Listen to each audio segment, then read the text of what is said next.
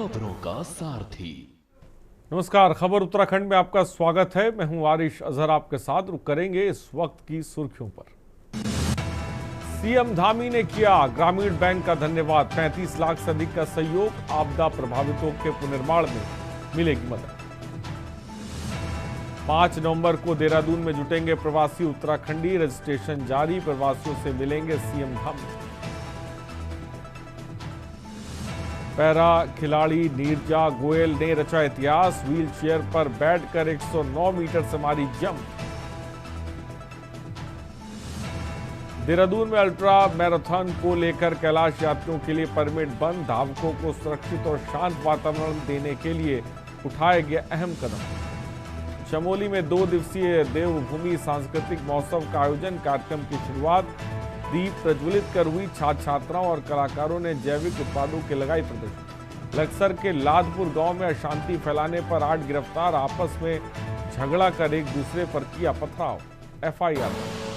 आप देख रहे हैं के न्यूज, खबरों का सारथी। और लक्सर से खबर है, अशांति फैलाने में 8 गिरफ्तार। गांव में अशांति फैलाने के आरोप में कार्रवाई। आपस में झगड़ा कर एक दूसरे पर पथराव किया है। शांति व्यवस्था प्रभावित करने पर एफआईआर दर्ज हुई है। कोतवाली क्षेत्र के लादपुर गांव का मामला है। खबर इस वक्त आपको बता रहे हैं,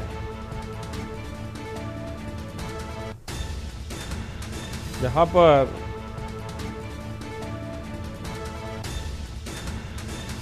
शांति व्यवस्था प्रभावित करने पर एफआईआर दर्ज हुई। पुलिस ने आरोपियों को न्यायालय में पेश किया है।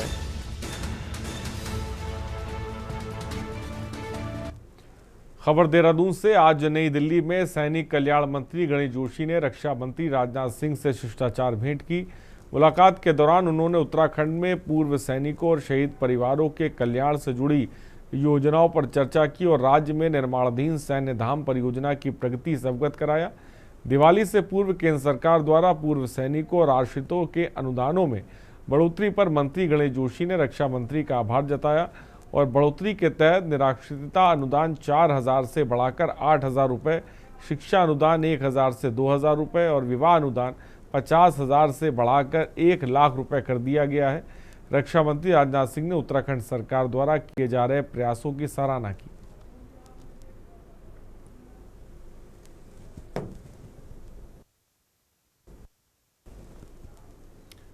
और खबर देहरादून से। उत्तराखंड में 2 नवंबर को आदि कैलाश क्षेत्र में आयोजित होने जा रही हाई एल्टीट्यूड अल्ट्रा मैराथन के चलते प्रशासन ने आदि कैलाश जाने वाले पर्यटकों के लिए परमिट जारी करना फिलहाल बंद कर दिया है। ये कदम धावकों को सुरक्षित और शांत वातावरण मुहैया कराने के लिए उठाया गया।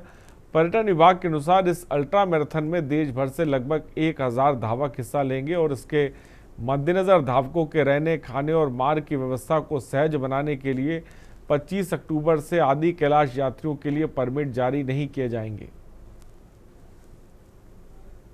अभी परमिट हमने उन लोगों के लिए बंद किए हैं जो जितने प्रतिभागी हैं और उनके रिश्तेदार हैं उनसे अलग लोग हैं, क्योंकि वहाँ पे लिमिटेड संख्या में होम स्टेज वहाँ पे उपलब्ध हैं। तो इसलिए उस चीज़ को कि कहीं केओस ना हो। पहली बार देखिए कोई भी गवर्नमेंट पूरे इंडिया में पहली बार इस अल्ट्रा मैराथन को ऑर्गेनाइज कर रहा है, तो उत्तराखंड एक पहला स्टेट है। और वैसे भी 25 सालों में चूँकि हमारी रजत जयंती समारोह भी हम लोग इसको सेलिब्रेट करने जा रहे हैं। और खबर देहरादून से, जहां राज्य स्थापना के रजत जयंती वर्ष में प्रवासी उत्तराखंडी को दून विश्वविद्यालय में जुटने जा रहे हैं। मौका है दूसरे प्रवासी उत्तराखंडी सम्मेलन के आयोजन का। इस 1 दिवसीय सम्मेलन में उत्तराखंड की 25 वर्षों की यात्रा पर प्रवासी उत्तराखंडी अपने नज़रिए को सामने रखेंगे और साथ ही ये सुझाव भी देंगे कि उत्तराखंड को भविष्य में और बेहतर बनाने के लिए क्या किया जा सकता है। और अभी तक विभिन्न राज्यों के 200 प्रवासियों ने अपना पंजीकरण करा लिया है। मुख्यमंत्री पुष्कर सिंह धामी के निर्देश पर प्रदेश में प्रवासी उत्तराखंड सम्मेलन के आयोजन का सिलसिला शुरू हुआ है। देखिए, जो पहला पर्पज है, पहला उद्देश्य तो ये है कि जो प्रवासी हैं उनको हम अपने राज्य के साथ, अपनी जड़ों के साथ कैसे जोड़ सकते हैं। तो ये पिछले सम्मेलन के बाद में इसमें काफ़ी सफलता मिली है और प्रवासी जो हैं अब अपने राज्य से जुड़ रहे हैं। उसके अलावा एक मुख्यमंत्री जी की पहल थी कि अडॉप्ट ए विलेज वाला जो प्रोग्राम था, उसमें भी काफ़ी प्रवासियों ने आगे आके भाग लिया है और उस मुहिम में जुड़े हैं। उससे क्या होगा, उनकी जो विशेषज्ञता है, उनकी एक्सपर्टीज है, उनका अनुभव है, उसका लाभ उनके गांव को या आसपास के जो जगह हैं उनको मिलेगा। और इससे हमारे कई क्षेत्रों में, जैसे कृषि में है, पर्यटन में है, और कई नई टेक्नोलॉजीज हैं जो दूसरी जगह यूज कर रहे हैं वो लोग, उनका भी लाभ उत्तराखंड को मिलेगा। खबर देहरादून से, जहां उत्तराखंड सरकार द्वारा सड़कों को गड्ढा मुक्त करने का अभियान युद्ध स्तर पर जारी है। लोक निर्माण विभाग के सचिव पंकज कुमार पांडे के अनुसार प्रदेश के मुख्य मार्गों को गड्ढा मुक्त करने का 98% काम लगभग पूरा हो चुका है और बचा हुआ कार्य भी अगले 1-2 दिन में पूरा कर लिया जाएगा। यह अभियान विशेष रूप से मानसून के दौरान क्षतिग्रस्त हुई सड़कों की मरम्मत पर केंद्रित है, ताकि आम जन को आवागमन में असुविधा न हो। उत्तरकाशी में बीआरओ और हरिद्वार जिले में राष्ट्रीय राजमार्ग के कुछ हिस्से का कुछ कार्य शेष है, जिन्हें शीघ्र पूरा करने के निर्देश दिए गए हैं। सरकार ने इस वर्ष लगभग 4000 किलोमीटर सड़कों को दुरुस्त करने का लक्ष्य रखा है।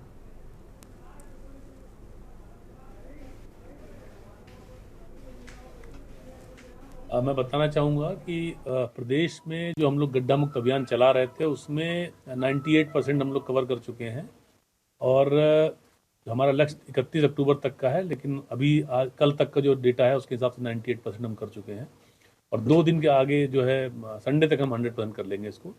बीआरओ का थोड़ा काम पीछे चल रहा है और एनएचएआई का कुछ पोर्शन बचा हुआ है अभी। बीआरओ का मेनली काम उत्तरकाशी जिले में है और एनएचएआई का काम जो है हरिद्वार जिले में है, जो थोड़ा थोड़ा बचा हुआ है। उनको भी मैंने कहा है कि वो भी कंप्लीट करें, क्योंकि शासन से जब उच्च स्तर से एक निर्देश दिए गए हैं तो उसको हम लोग को पूरा करना हमारी जिम्मेदारी में आता है। एनएच में थोड़ा सा पोर्शन बचा हुआ है, उनको भी टारगेट दिया गया है कि 2 दिन के अंदर कंप्लीट कर लें उसको, जो पीडब्ल्यूडी के पास जो एनएच। और देहरादून में राष्ट्रीय खाद्य सुरक्षा योजना के तहत राशन कार्ड के सदस्यों का सत्यापन कार्य चल रहा है। इसके तहत अब तक मात्र 30% लोगों ने सत्यापन कराया और सत्यापन कराने की आखिरी तारीख 30 नवंबर तय की गई है। यदि निर्धारित तिथि तक सत्यापन नहीं कराया जाता है तो उसके बाद स्वतः इन सदस्यों को ब्लॉक कर दिया जाएगा और उसके बाद भी सत्यापन न कराने वाले सदस्यों का नाम राशन कार्ड से हटा दिया जाएगा।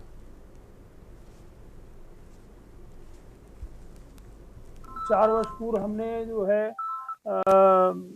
राज्य सरकार ने पात्र को हाँ, पात्र को ना करके एक स्कीम चलाई थी और उसमें जो अपात्र कार्ड धारक थे उनमें हमने सरकार ने कहा था कि वो कार्ड धारक अपने राशन कार्ड सरेंडर करें।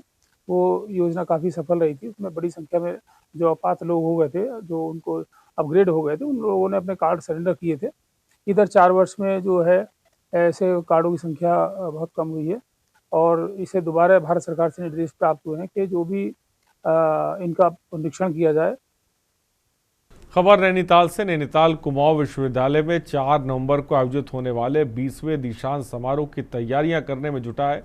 इस बार विश्वविद्यालय छात्र छात्राओं को स्नातक और स्नातकोत्तर पीएचडी की उपाधि प्रदान करेगा और कुमाऊं विश्वविद्यालय के कुलपति प्रोफेसर डीएस रावत ने बताया कि कार्यक्रम में उत्तराखंड के राज्यपाल कुलाधिपति गुरमीत सिंह मौजूद रहेंगे। वहीं भारत की राष्ट्रपति द्रौपदी मुर्मू का भी नैनीताल दौरे की सूचना के बाद विश्वविद्यालय उसी के तहत तैयारियां कर रहा है कि अगर राष्ट्रपति दीक्षांत समारोह में शिरकत करती हैं तो ये विश्वविद्यालय के लिए एक ऐतिहासिक क्षण होगा।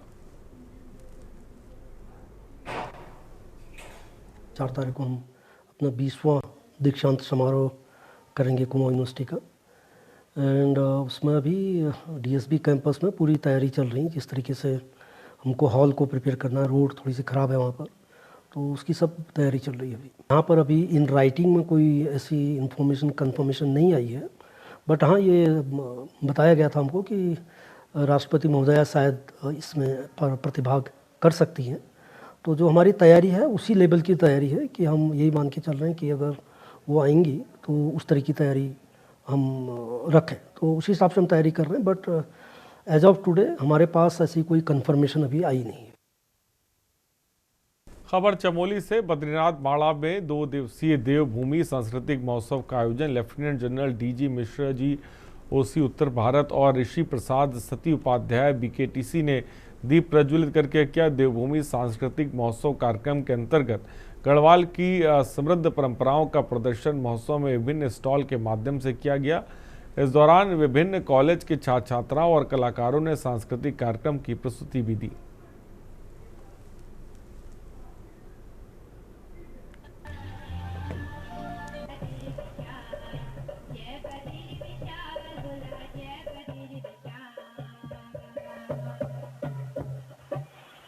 में भगवान बद्री विशाल के इस प्रांगण में ये पहली बार ये कार्यक्रम हो रहा है, देवभूमि कल्चर फेस्टिवल के नाम से।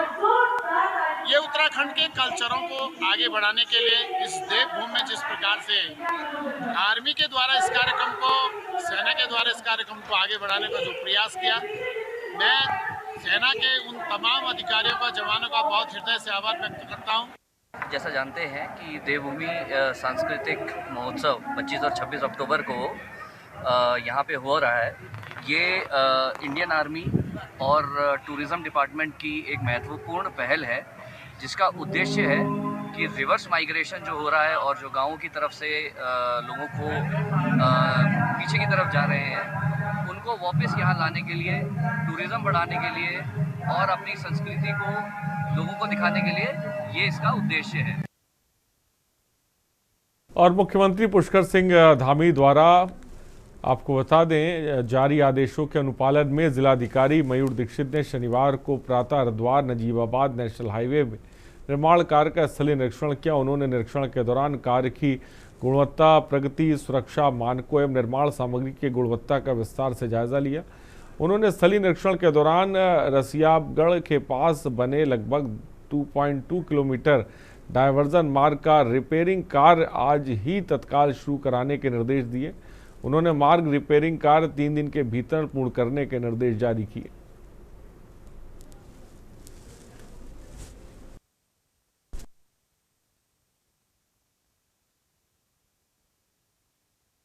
प्रातः में जो नजीबाबाद हमारा NH बन रहा है, उसमें NHAI के PD और अन्य अधिकारियों के साथ निरीक्षण किया गया। इसमें जो 2-2.5 किलोमीटर का पैच है, जहाँ पर अभी काफ़ी गड्ढे हो रखे थे, उस एरिया का भी निरीक्षण किया गया और वहाँ पर जो सर्विस लेन को तत्काल रिपेयर करने के लिए, नई ओवरले करने के लिए डायरेक्शन दिए गए, जिसमें कि आज सुबह कार्य प्रारंभ भी कर लिया गया है और अगले 4 से 5 दिन में वो पूरी सर्विस लेन हमारी उसको ठीक कर लिया जाएगा। इसके अतिरिक्त जो हमारा चंडी ब्रिज है पुराने वाला, और साथ ही जो यहाँ से लेकर नजीबाबाद तक जितना भी हाईवे है, उसमें जहाँ भी तो गड्ढे हैं, उस गड्ढों को रिपेयर करने के लिए, उनका भरान करने के लिए भी बता दिया गया है। और साथ ही जितने भी वहाँ पर अभी स्ट्रक्चर्स पेंडिंग है, उनका भी रिव्यू किया गया है और ये बताया गया है कि मार्च 2026 तक सभी जो पेंडिंग काम है वो कंप्लीट कर लिए जाएंगे।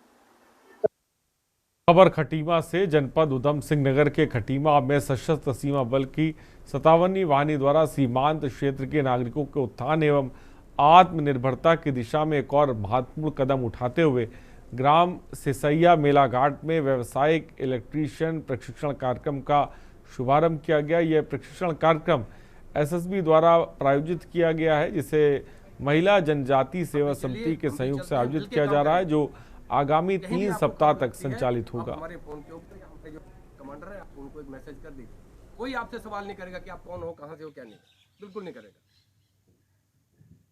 उसी तरह से अब सफाई अभियान को देखिए, दिवाली फेस्टिवल खबर हरिद्वार से। भगवानपुर तहसील क्षेत्र में अवैध अतिक्रमण पर प्रशासन ने बड़ी कार्रवाई की है। ग्राम हसनपुर मदनपुर में पिछले 1 महीने से बंद पड़े नाले को SDM द्रिवेंद्र सिंह नेगी के आदेश पर खुलवाया गया। जानकारी के अनुसार कुछ लोगों ने, जिनमें विपक्षी नरेश सहित अन्य शामिल थे, नाले में मिट्टी भरकर अवैध अतिक्रमण किया हुआ था और इस कारण नाले का प्रवाह पूरी तरह से बाधित हो गया था। शनिवार को पुलिस बल और ग्रामीणों की मौजूदगी में प्रशासनिक टीम ने मौके पर पहुंचकर JCB की मदद से अतिक्रमण हटाने की कार्रवाई की।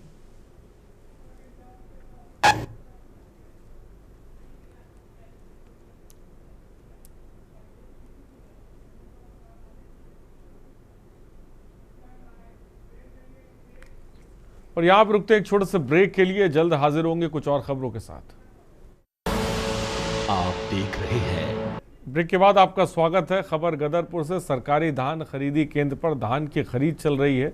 सरकार ने धान खरीद के लिए पोर्टल बनाया है जिसमें किसानों को अपनी ज़मीन की खतौनी सहित रजिस्ट्रेशन कराना होता है और सरकार ने निर्धारित 56 कुंटल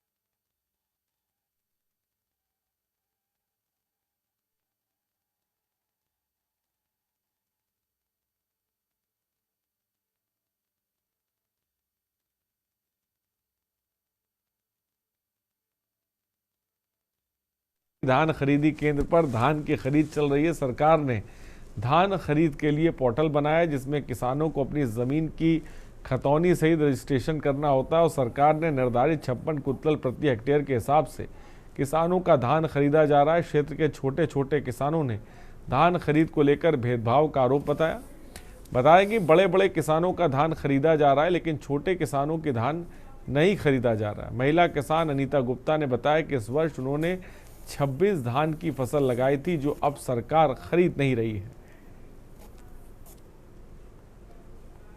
हमारे वहाँ पे अभी तक 60 रजिस्ट्रेशन लगभग हो चुके हैं और हमने 3500 कुंटल लगभग तोल दिया है। हमारे पोर्टल की लिमिट 4500 है और 26 धान हम नहीं ले रहे हैं। बाकी हम 31, 47, TR 31, 47 और एक दो वैरायटी और है 26 को छोड़ के जो हम ले रहे हैं। तो हमारा नहीं तोल नहीं रहा धान जी। 3 एकड़ के हम किसान है जी कुल। तो बड़े बड़े का सबका है जी। पोर्टल पे रजिस्ट्रेशन कराया आपने? हाँ जी हाँ जी। तो रजिस्ट्रेशन कराने के बाद क्यों नहीं तोल रहा आपका?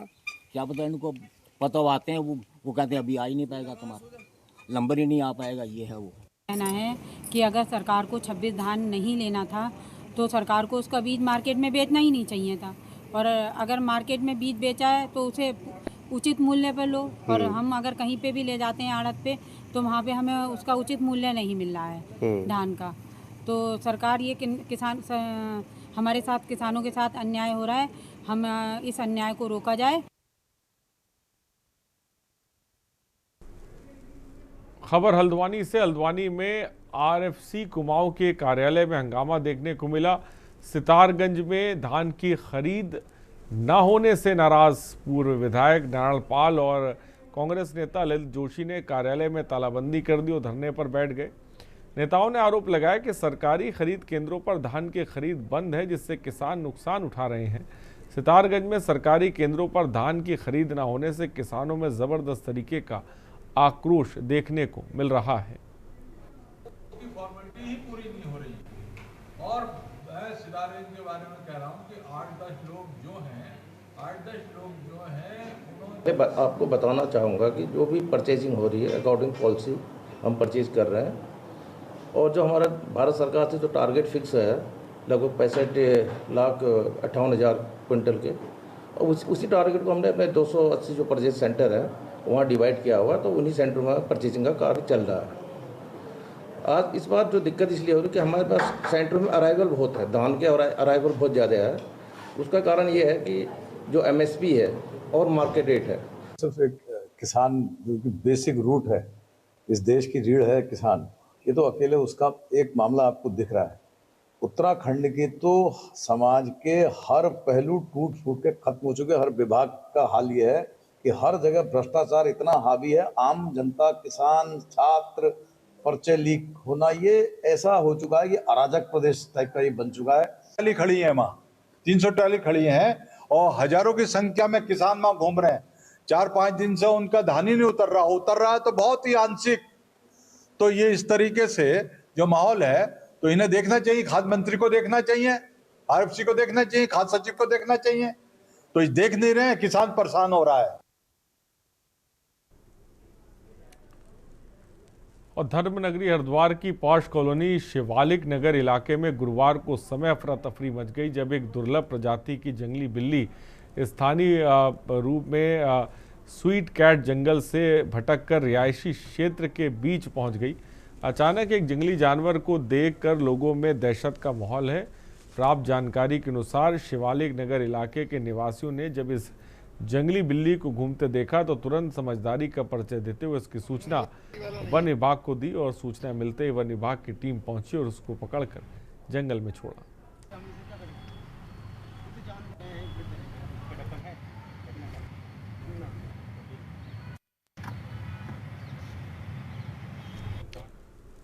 और नैनीताल के जिलाधिकारी ने भीमताल विकास भवन में जिला योजना की बैठक में भाग लिया और इस मौके पर भीमताल में प्रधान संगठन द्वारा उनका स्वागत किया गया।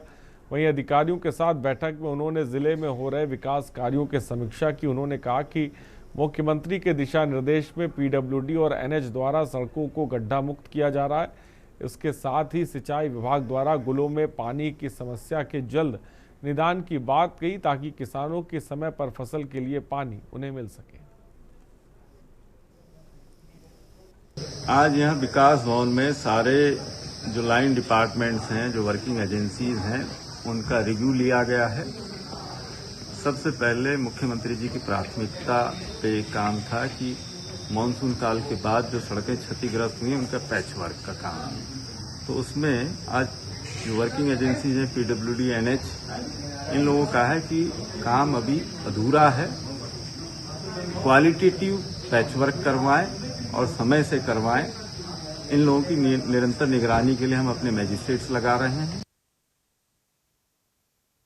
और खबर बागेश्वर से। बागेश्वर कुमाऊं की पहाड़ियों में बसा जिला जो उत्तराखंड के सपनों को नई ऊंचाइयां देने की तैयारी में, उत्तराखंड राज्य को 25वीं वर्षगांठ का और बागेश्वर प्रशासन ने इस अवसर को पर्व की तरह मनाने की पूरी रूपरेखा तैयार कर ली है।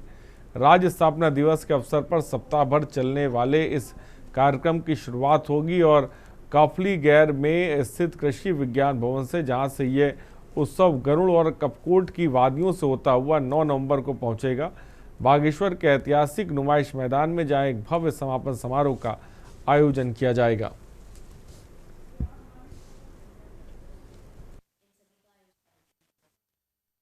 जिले में 9 नवंबर को जो हमारा राज्य स्थापना दिवस है उसकी 25वीं वर्षगांठ के अवसर पे बागेश्वर जिले में हम लोगों ने पूरे 7 दिन की जो कार्यक्रम है उसकी रूपरेखा तैयार कर ली है। जैसे ये जो कार्यक्रम है ये 3 नवंबर से शुरू किया जाएगा, जिसमें पहले दिन ही हम लोग कृषि विज्ञान केंद्र जो हमारा काफलीगढ़ में है वहाँ पे कृषि महोत्सव का आयोजन कर रहे हैं, जिसमें जो हमारे कृषक हैं उनकी गोष्ठी है, चेक वितरण है, कृषि यंत्र वितरण है और अन्य तरीके के सभी जो कार्यक्रम है उसका आयोजन किया जाएगा। उसके बाद 4 नवंबर को हम लोग हिमालयन टूरिज्म फेस्ट जो है। और खबर विकास नगर से, जहां वन विभाग की टीम को बड़ी कामयाबी मिली। वन विभाग की टीम ने भारी मात्रा में तस्करी की जा रही लाखों रुपए की कीमत वाली खैर की बेशकीमती प्रतिबंधित लकड़ी बरामद की। दरअसल मुखबिर की सूचना पर वन विभाग की टीम ने धर्मावाला कुल्हाल क्षेत्र में घेराबंदी कर एक सेंट्रो कार को रोककर तलाशी ली और इसमें कार से तस्करी कर बेशकीमती प्रतिबंध खैर की लकड़ी बरामद हुई, जबकि भारी मात्रा में लकड़ी की तस्करी कर रहे तस्कर कार और एक मोटरसाइकिल मौके पर छोड़कर फरार हो गए, जिनकी पुलिस तलाश कर रही है।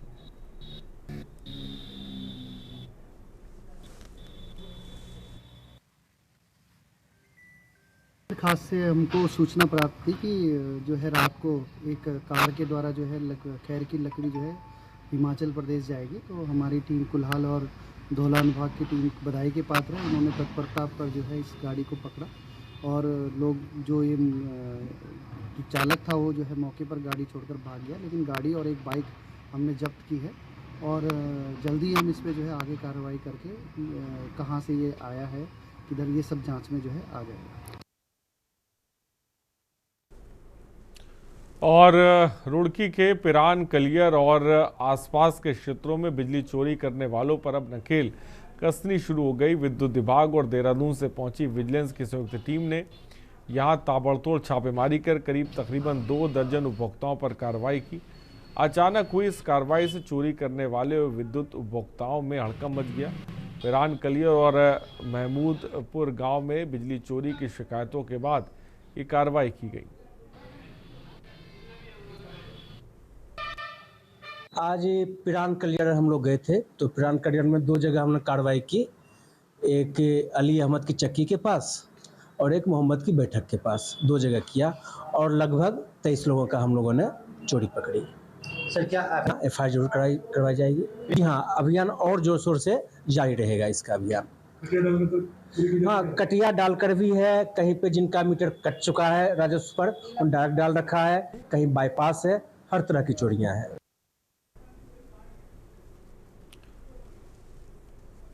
और अगली खबर की तरफ बढ़ते हैं। देहरादून के सहसपुर ब्लॉक स्थित हरियावाला कला गांव को भाजपा राष्ट्रीय सह कोषाध्यक्ष एवं राज्यसभा सांसद डॉक्टर नरेश बंसल ने इस वर्ष सांसद आदर्श ग्राम योजना के तहत गोद लिया है।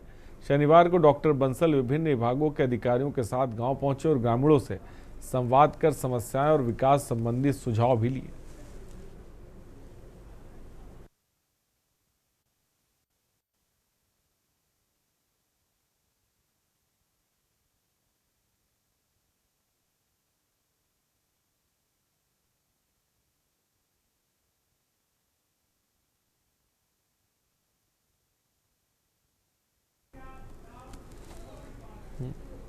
और खबर उत्तराखंड में फिलहाल इतना ही, और आगे देखिए मंथन हमारे प्रधान संपादक दुर्गेश जी के साथ। आप देख रहे हैं